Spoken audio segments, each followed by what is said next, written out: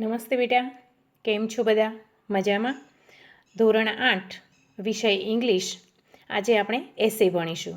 આજે આપણે the sun એટલે સૂર્ય માટેનો એસે લખવાનો છે.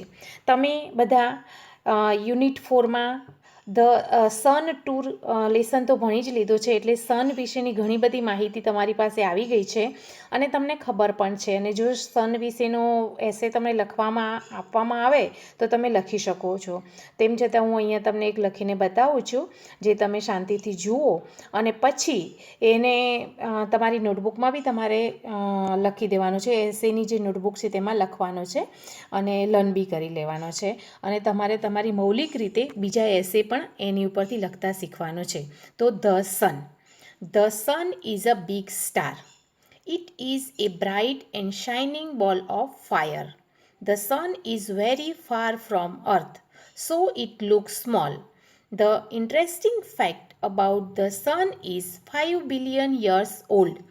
It takes 15 crores kilometre away from the અર્થ. બરાબર, આ જે આપણે ભણી ગયા છે એ જ છે, તેમ પણ એસેના ફોર્મમાં આપણે લખવાનું છે કે the sun is a big star, એક બહુ જ મોટો સ્ટાર છે, તારો છે. It is a bright and shining બોલ of fire.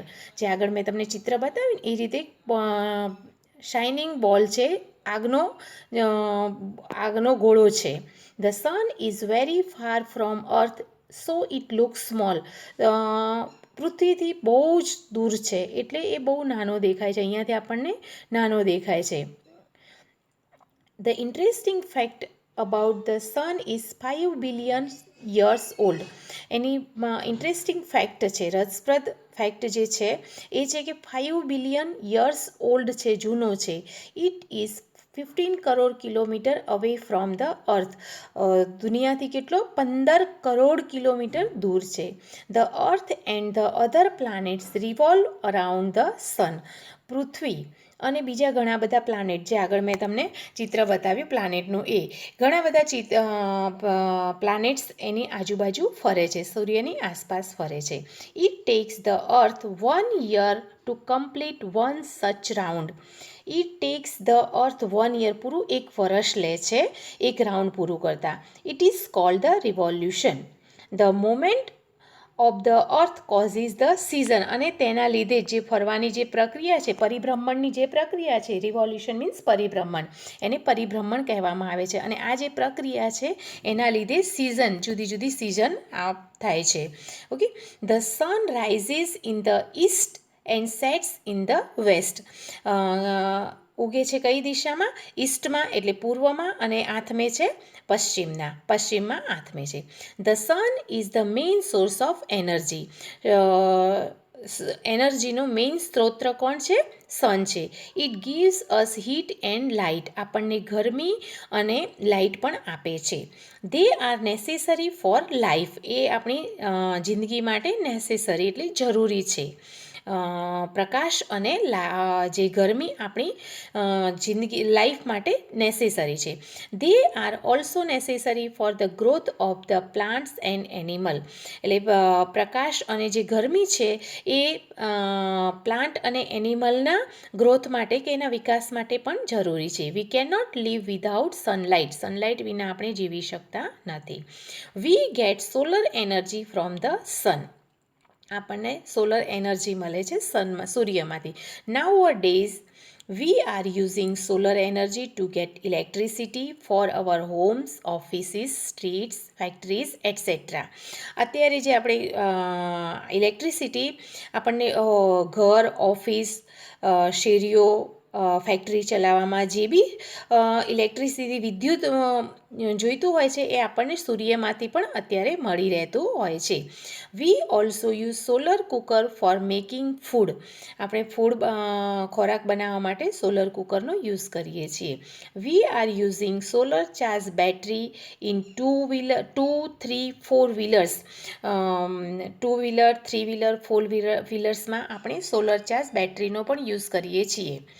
The heat of the sun causes the formation of the cloud.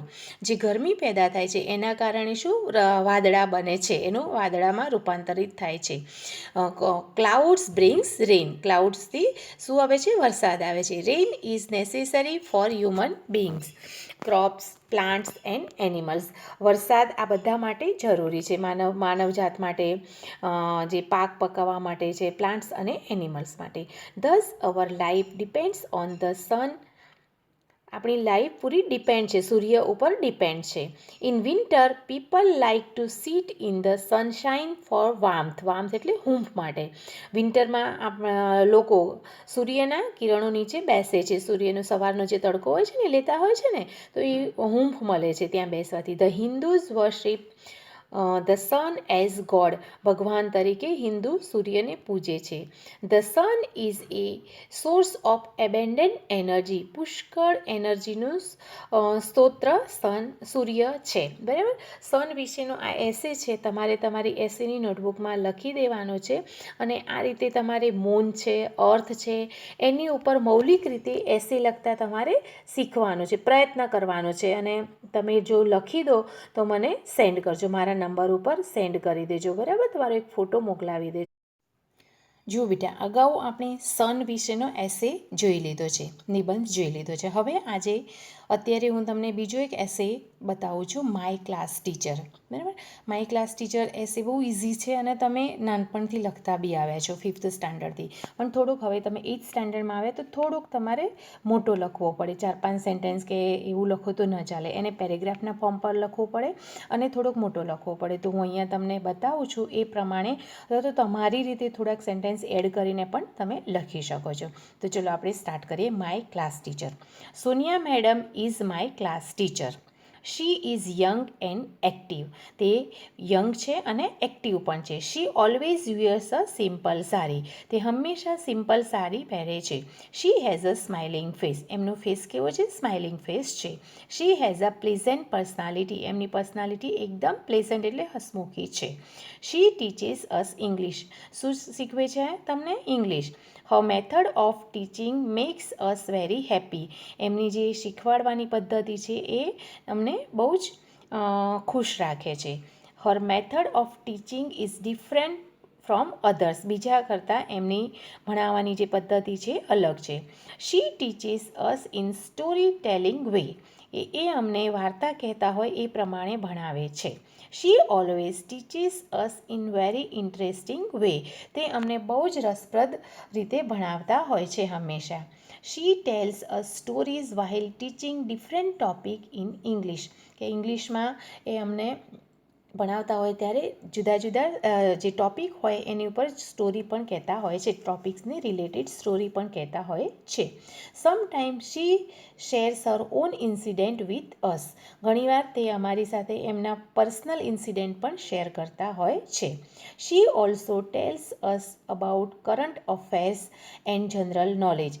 તે અમારી સાથે કરંટ અફેર અને જનરલ નોલેજની વાતો પણ શેર કરતા હોય છે, અમને કહેતા હોય છે. Sonia madam is very punctual teacher. એ કેવા ટીચર છે? Very punctual teacher. She believes in discipline. તે ડિસિપ્લિનમાં માને છે. She also maintains discipline in her class